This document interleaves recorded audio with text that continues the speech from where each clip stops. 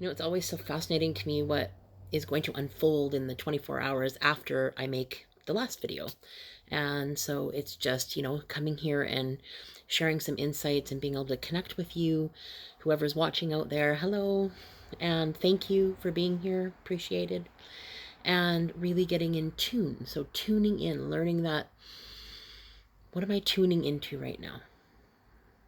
What do I want this experience to look like? What do I want this experience to feel like? And it's so amazing to me how every day offers me opportunities for growth, opportunities to feel some feelings maybe I've been avoiding feeling. And it just all of a sudden is presented and it's there. So I don't know about you, but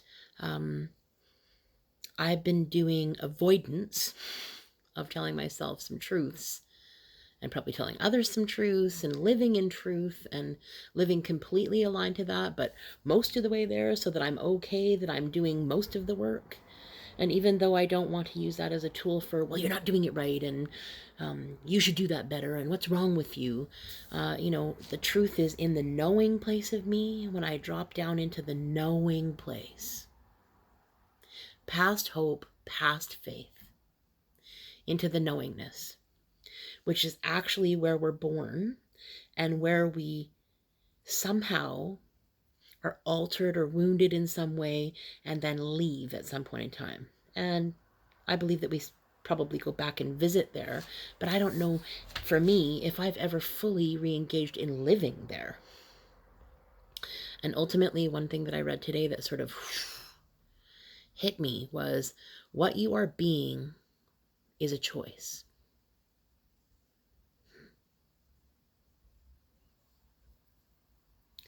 Well, that's uncomfortable because it brings a level of responsibility around the way that I've always done something, and how I do anything is how I do everything.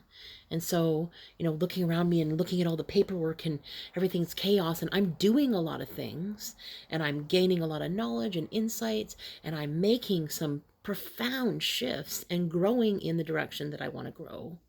And yet I'm still coveting small areas, small pieces of me that I'm like, well, if I could just do the avoidance. I feel like, can't remember his name. Anyway, just, dancing in life, but it's the avoidance of not allowing myself to really get to the layer of actually saying to myself out loud, these are the truths that you need to face. And so today, seemed like any other day, and I got up an hour earlier. I didn't sleep well last night. I went to bed really nervous and twitchy, and my legs were twitching. And I'm like, okay, so what is going on? Because there's something going on in my body that isn't matching what my mental and spiritual state has been all day. So there's something up. And, normally I would just lie there awake for hours and hours and probably not get any sleep and obsess and, take myself down some pretty dark places. But, I thought, okay, so tools, what can I pull out right now? Right, meditate. So let's meditate. And, I found myself several times in the meditation not being able to actually come back and land in my body, which worried me. Which furthered the anxiety, which furthered down the spiral. But the truth is, I just kept coming back to, right, I get to choose right now how I react to this. I'm responsible in the way that I respond to things. So what do I want? I want to go to sleep. I want to be calm and restful. So it took 2 meditations and then going to sleep with like calming music in the background. But I eventually woke up feeling unrested and understanding that whatever it is that I was feeling the night before, I had residue in me, on me, from that night or from the restless night. And it affected my morning.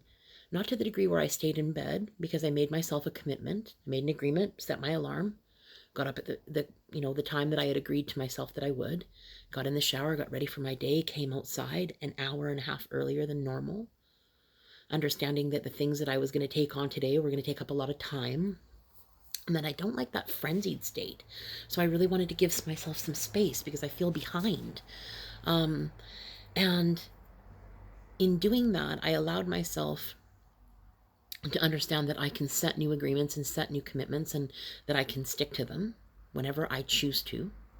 when I make myself important enough to choose myself in that moment. And trust me, I was tired, I was grumpy, I was agitated, and my boyfriend was able to stay in bed a little longer. Nothing more would have I liked to just continue to go, well, it's only 10 more minutes, it's only 15 more minutes, it's only half an hour, it's only an hour. And then find myself in that position of, oh, I wish that I did. I wish that I did that. I wish that I did that, because now I'm feeling behind. And so there's that pattern of chaos, right? And that ping pong that I originally talked about way back when, I think 37 days ago now. And understanding how every day reveals to me a little something more when I pay attention to it, when I'm tuned in, right? So tuning in, using that tuning fork or that the dials to tune into what's really going on here. So, you know, subsequently I came out, I did my meditations, I started my day very strong. I was feeling pretty good about it. I got to the breakfast table where I eat breakfast, and I'm so blessed. I feel so blessed that I get to eat breakfast with my granddaughter and my family and connect over meals around a table, like a, you know, traditional family. That's a legacy that will be, that has been a felt experience and will be passed down through time. But all of a sudden, my granddaughter started choking. And you know that visceral experience of something's happening, oh my God, it's going to need my reaction. So I started to, you know, get into that mode. And what I saw of her mom was just to remain really calm and let her work it out. So she, like, you know, that sound is so horrible. And I felt desperate to help her. But that's my, you know, I mean, my nervous system was on lockdown at that point in time, and I'm in fight or flight and, you know, like wanting to fight for her.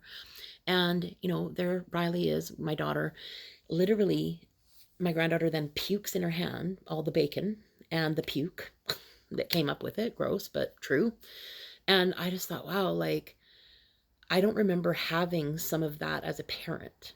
I have maybe a little bit more of it now as a grandparent, but as a parent to her, I was taught, and what I learned from my dad and or my parents, but particularly my dad. So she walked away from the table, cleaned her hands, and I absolutely got triggered and was gushing this emotional state. And I was triggered into this crazy memory of my experience with my dad around bacon.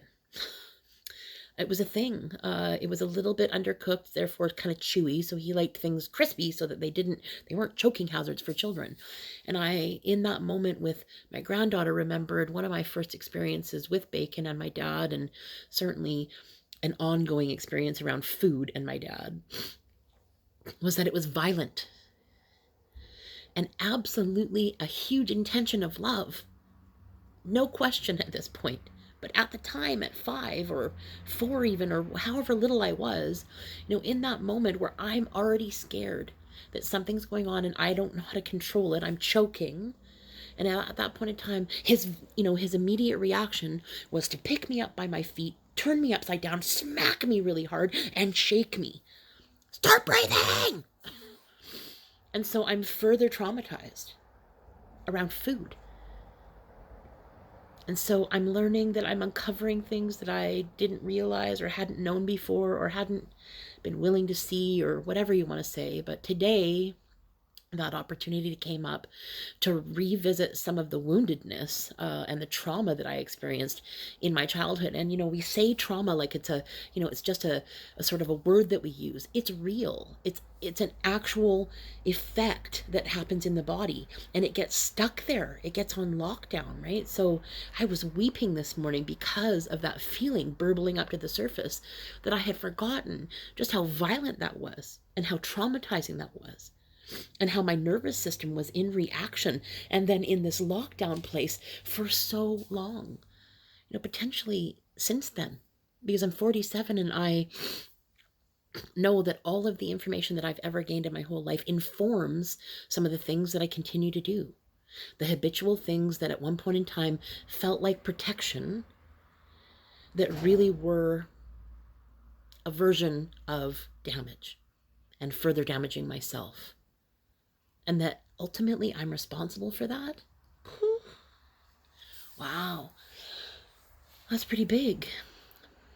Because as long as I can hold the ideal that it must be someone else's fault, it must be someone else's problem, it must be something that someone else did to me, then I get to keep myself in that place of avoidance, doing the dance, the avoidance. Ooh, and I'm good at it. I'm slimy as a motherfucker, I tell you. And I don't know if that's true for you. But I know that there are things that I'm just unwilling at this point. And some of the work that I'm doing is saying, okay, so if not now, then when? And it's always been, well, tomorrow I'm going to, or Monday, I will start this fresh. And, I'm going to do, I have a massive commitment. I'm going to commit to this portion of this stuff. And I get partway through and I dial myself all the way in. And then all of a sudden, whoop, stuff comes up. And look at that, I can't see anymore until I put it down. But the problem is it doesn't actually dissipate at that point in time. I then absorbs back in, if you will, and I start carrying a further layer to that, because it's not only the thing, it's the fact that I avoided the thing and I didn't do, whatever it is that I needed to do to get through that experience, to process, to allow myself the grace to take a look at all of those wounded places, because they exist. And being in avoidance of that doesn't do anybody any good, particularly me. And understanding that ultimately it's my responsibility, it's my choice. What do I want this to look like?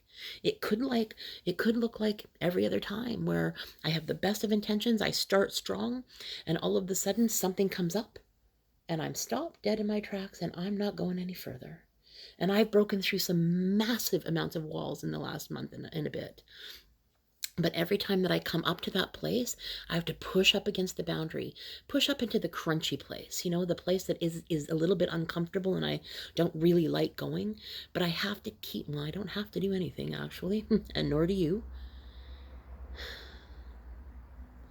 I am in the process of empowering myself to take new steps, to tell myself new depths of truth, to be willing to feel the feelings and move through the stuff and be unsure and take responsibility and do something different and have a different outcome. And, for that today, I'm pretty grateful. And so to shift from that place of, I hate everything, I don't want to do this, I'm in complete avoidance, I feel like shutting down, I don't feel like doing any of this, you can't make me, oh my God, freak out, to,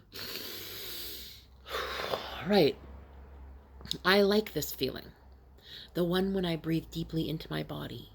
I'm not all that good at it yet, but I'm practicing. And every time I practice, I increase my ability to do more, to tell myself more truth, to identify more stopping places, to start to break through some of those boundaries and barriers that I've been pushing up against for a long time that have pushed me back. And I've allowed myself to stay in a stuck place for a very long time in a righteousness, ripe with righteousness, because I've been hurt.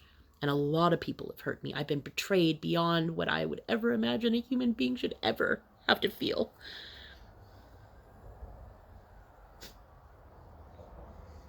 But I also know that I've always chosen to rise to the occasion, to continually dust myself up and get back in the game, to put myself back in the arena, to say, okay, that was not so much fun. I didn't like falling. It hurt. It's painful. But you know what else is painful?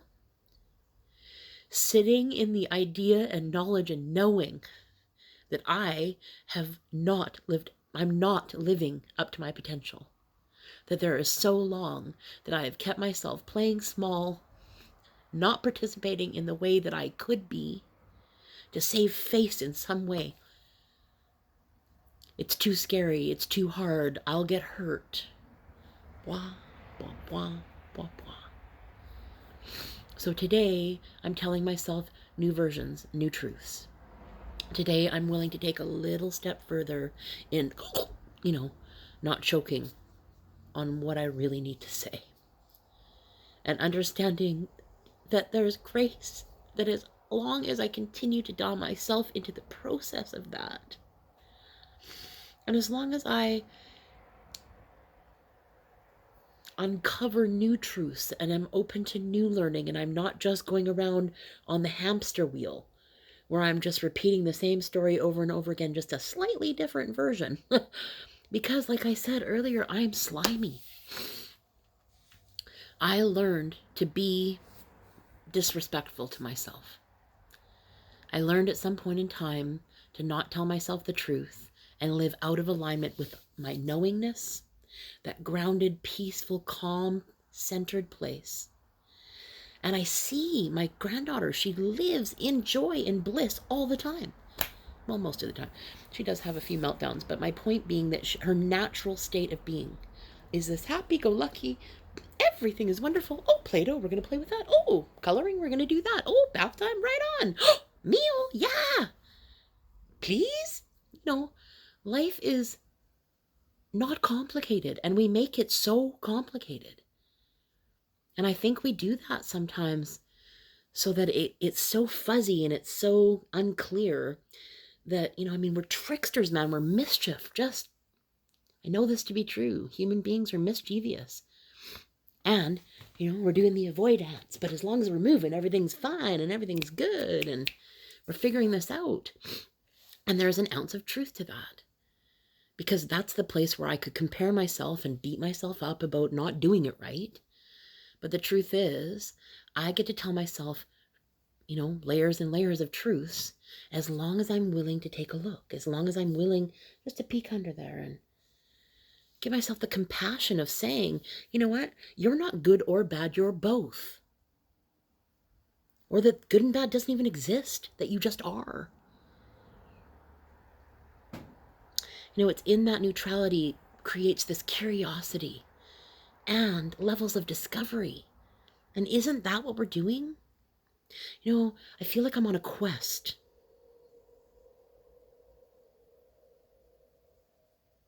And I love that I get to keep dialing myself into, okay, that was painful. I didn't like that one very much. It didn't feel very good in my body, but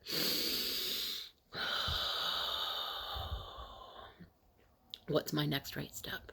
What's my next right experience? How can I keep dialing myself back into, okay, I'm ready for another layer. Give me another flavor. Give me another texture. I'm ready to dig deep. And we're always at choice about that. So my greatest hope is that you choose wisely today. So much love to you. See you tomorrow.